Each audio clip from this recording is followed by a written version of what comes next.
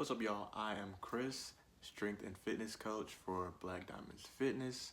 This is the Muscle Ministry channel, and I'm chilling today. It's a snow day. Got my Rick shirt on. It's all good.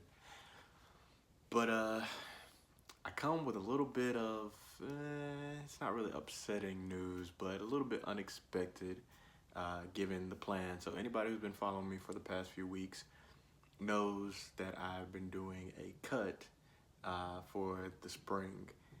The main reason I've been doing it is just to kind of demonstrate how it works and kind of like what to do. Matter of fact, that might mean that this might actually be good news. So the news is that over the past week, I have not lost any weight. I can't recall whether or not I gained any, but I'll put the numbers up on the screen now so you can see actually what the numbers are.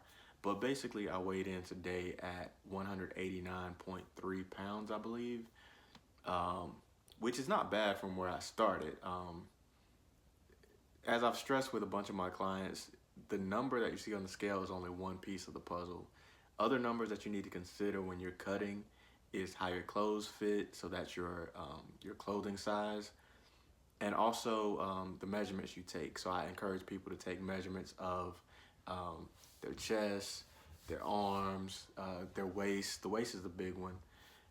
That way you can know that you're headed in the right direction.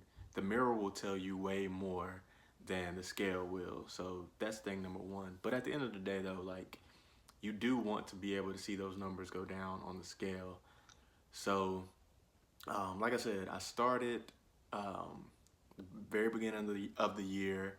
I have a picture, I think it's from December 28th, from when I started, and I'll go ahead and put that up here now. And at that point, I was at roughly 196 pounds.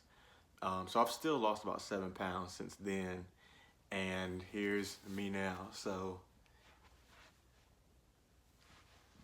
not too bad. So yeah, quick little side note. I don't even like cutting that much. I know people make a big deal about like getting shredded and being 10% and all that other good stuff. Right now, I'm probably hovering around like 15-14% body fat, something like that. And I'm straight. Like, I'm straight. I've done this before. Here's a picture of when I've got down closer to like, 11-12%. And it's not fun. It's not fun. You don't feel great. You feel hungry. And worst of all, like, you're not strong as you used to be. And the worst part about it is, like, you just look small. Like, you don't even look like you work out. You just look like when you got your clothes on, you just look regular and small. So that's enough of that tangent. But what I will say is I'll address what most of you probably want to know if you clicked on this video, and that is, what do you do when you have hit an apparent plateau? So first and foremost, you have to understand, you have to know whether or not it actually is a plateau. So what I mentioned earlier still applies. If your other measurements are still going down, even if your weight seems to have stalled for any reason, you still shouldn't consider that. You still shouldn't consider that a plateau. You're still on target. You're still good. That also assumes one other thing. That assumes that your training and your step counts and your nutrition have been on point. So that's the other piece of this, is that your energy balance has to be supporting fat loss. So once you've determined that like your measurements aren't changing, your weight on the scale hasn't changed, the next thing that you will need to do is to reassess your energy balance. So there are two main things that you can do. One of them is more effective than the other. The lesser of the two things that you can do is try to understand if your energy expenditure has gone down. So I know for me, depending on how busy my day is, I may be moving around more. I may get to walk around more. I may get way more steps in a day than other days. if you can just kind of get on a routine and a habit to make sure that, hey, I hit X number of steps every single day, then you can make sure that that energy expenditure stays relatively stable. Um, but the challenge is, the reason why that's the less ideal way to do it is because it's hard to track. It's hard to track. It's almost never going to be exactly the same unless you purposely go out and make sure that you do X number of steps and no more. And since it changes so much, you can't really know exactly how much energy you're actually using. So that's the first part. The second part is actually nutrition. And this is easier because you can control exactly what you eat or drink. And so that's what I'm going to be doing for me personally. Um, Again, I'm not doing this because I feel like I need to get smaller. I'm doing this just as a demonstration. And so everybody can walk with me through this process. So hopefully, as I go through this experience and I talk about some of these things, then you'll know what to do once you get to this if you experience it.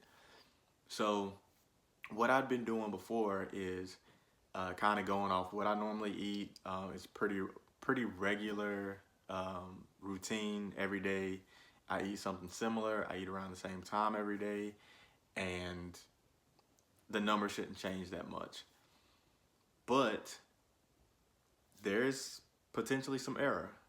And so if there is potentially error in your nutrition, then it is of the utmost importance for you, if you're going to continue to make progress, to make sure that you track it.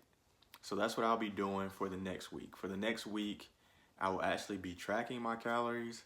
I started today. I used Fitbit. You could use like MyFitnessPal or any app where you can track your food.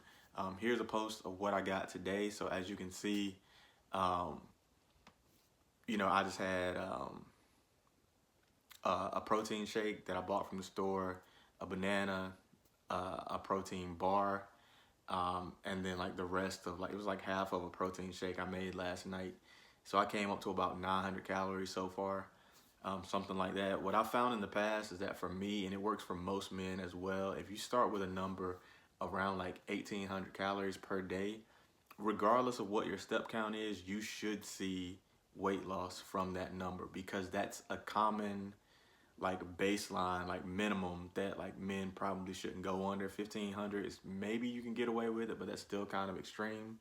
But you want to remember that we do want to preserve lean mass, and so you want to lose the fat, not necessarily lose the muscle as well. So there is something to be said about being super aggressive for a short period of time if you want to do that.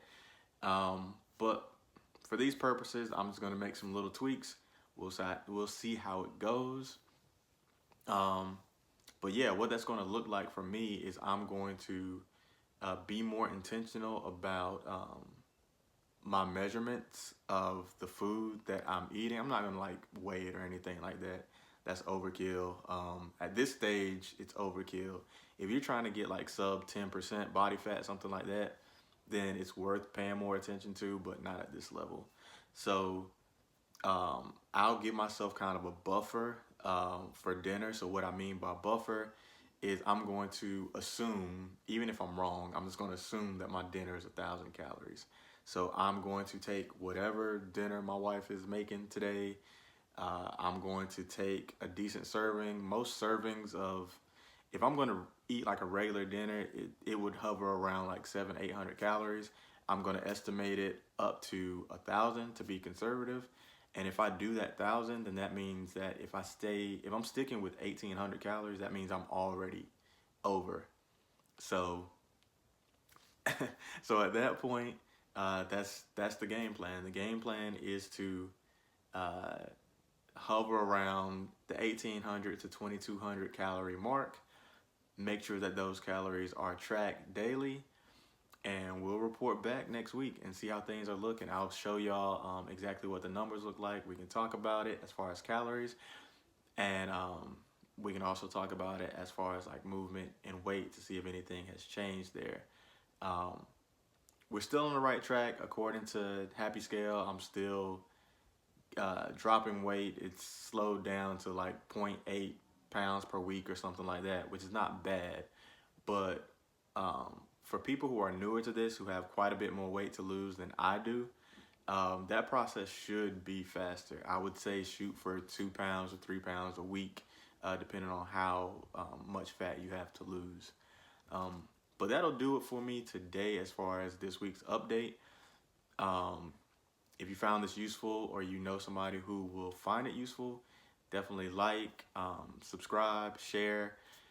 Um, if you've experienced a plateau before and you found something that worked, I'll definitely be interested in hearing it. You can comment that. I'll take note of it. I might even make a video about that as well. If I've tried it, I've tried a bunch of different things, so I can speak to a lot of these. But who knows? You might have tried something I've never tried before.